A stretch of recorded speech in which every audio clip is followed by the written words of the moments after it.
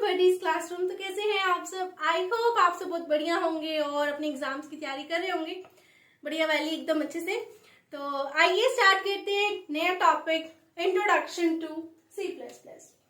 Basically C plus plus एक language है, उसको हम अच्छे से डिटेल में डिस्कस करेंगे कि उसको किसने इंट्रोड्यूस किया था, उसके बाद वो किस तरीके से स्टेप बाय स्टेप आगे बढ़ती चली गई और सी प्लस प्लस बन गई, और उसकी कुछ फीचर्स डिस्कस करेंगे और बहुत सारी चीजें जो सी प्लस प्लस की हैं वो आने वाले वीडियोस में डिस्कस करते जाएंगे। अभी स्टार्ट करते हैं सी प्लस प्लस से कि सी प्लस प्लस क्या होता है। What is C plus plus? देखिए, what is C plus plus?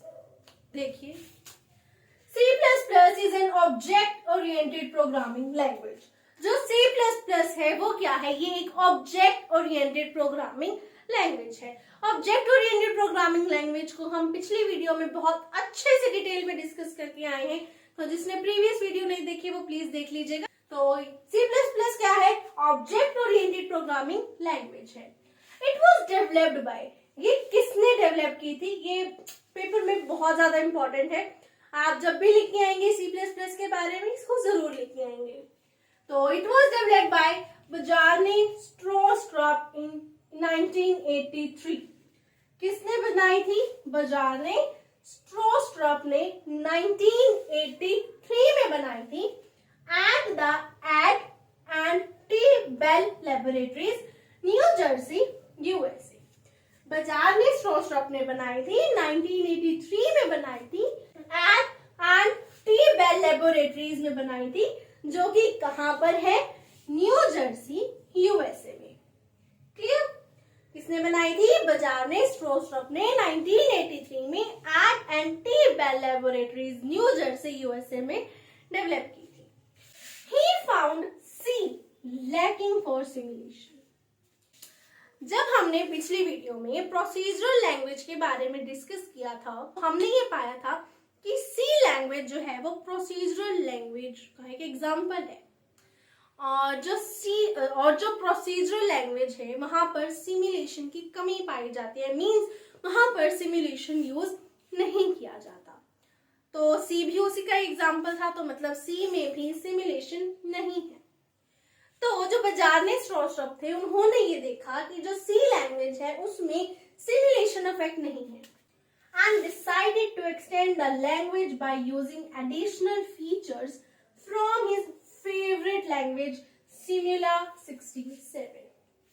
जब उन्होंने ये पाया ना कि जो सी लैंग्वेज है उसमें सिमुलेशन नहीं है, तो उन्होंने डिसाइड किया जो सी लैंग्वेज है उसको वो एक्सटेंड करेंगे कुछ एडिशनल फीचर्स डाल के।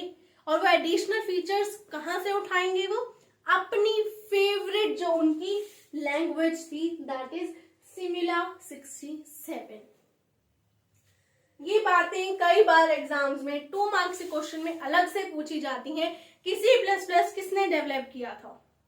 तो उसमें जब आप लिख के आएंगे तो ये पूरा लिख के आएंगे कि किसने किया था? बजार्ने स्ट्रोस्ट्रप ने किया था 1983 में। कि कहाँ पे किया था? एट एंड टी लेबोरेटरी, कहाँ पे है? न्यू जर्सी, यूएसए में है। उन्होंने ये पाया कि जो सी लैंग्वेज है उसमें सिमुलेशन नहीं है, तो उन्होंने अपनी फेवरेट लैंग्वेज जो की थी सिमुला 67, वहां से कुछ एडिशनल फीचर्स उठाए और सी लैंग्वेज में डाल दिए।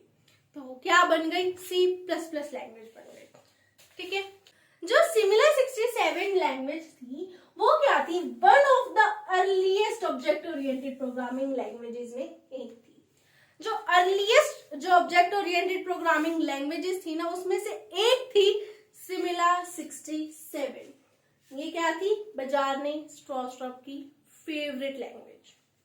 बजार्ने Stroustrup called it C with classes. जो बजार्ने स्ट्रोस्ट्रप थे उन्होंने सिमुला 67 को क्या कहा? सी विद क्लासेस, क्योंकि उन्होंने सिमुला 67 के कुछ एडिशनल फीचर्स सी में डाले थे। एडिशनल फीचर्स आने से क्या हो गया? सी लैंग्वेज जो है एक्सटेंड हो गई, एक्सपेंड हो गई, और वो बन गई C with classes. C plus plus क्या है? C plus plus is a super set of C. C plus plus क्या है? सुपर सेट है सी लैंग्वेज का। Means every correct statement of C is also correct statement of C++. कहने का मतलब ये कि जो C लैंग्वेज में कोई भी करेक्ट स्टेटमेंट है वो C++ लैंग्वेज में भी करेक्ट ही रहेगी. Clear? But reverse is not true. कि अगर इससे उल्टा होता है, इससे अपोजिट होता है, तो वो ट्रू नहीं होगा. Here प्लस प्लस, जो प्लस प्लस है वो क्या दर्शाता है? वो दर्शाता है इंक्रीमेंट वर्जन.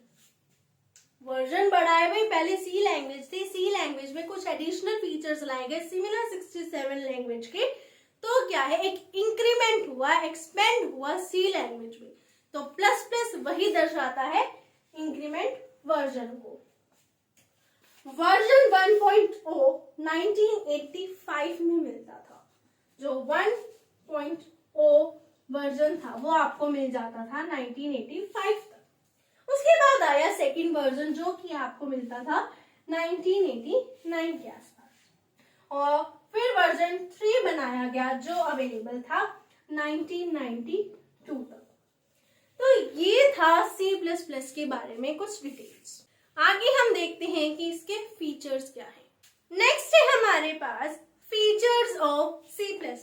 C++ के बारे में अभी हमने डिटेल में पढ़ा. अब हम देखते हैं उसके कुछ फीचर्स. सबसे पहला है रिड्यूस कॉम्प्लेक्सिटी. जो C++ लैंग्वेज है वो कॉम्प्लेक्सिटी को रिड्यूस करता है. मीन्स कि जब आप कोई भी प्रॉब्लम सॉल्व कर रहे हैं उस टाइम जो भी कॉम्प्लेक्शन होती है, कॉम्प्लेक्सिटी आती है, उसको रिड्यूस करता है, कम करता है. इंश्योर्ड करेक्टनेस, कि आपको ये इंश्योर करता है कि जो आपने इंश्योर्ड करेक्टनेस, जो C++ लैंग्वेज है वो आपको इंश्योर करती है आपके करेक्टनेस के बारे में. अगर आपने कोई भी प्रोग्रामिंग की है और उस प्रोग्रामिंग में थोड़ा सा भी कोई एरर है तो ये उसी टाइम आपको शो कर देता है कि हाँ भाई यहाँ पे आपका एरर है, प्लीज इसे ठीक कीजिए. जब तक सारे एरर खत्म नहीं होते तब तक ये आगे फर्दर काम नहीं करता है. तो ये क्या है? Ensure correctness. अफोर्डेबल टर्म्स, जो अफोर्डेबल टर्म्स कि जो हार्डवेयर है या जो अदर रिसोर्सेज यूज किए जाते हैं C++ में वो अफोर्डेबल है. ठीक है.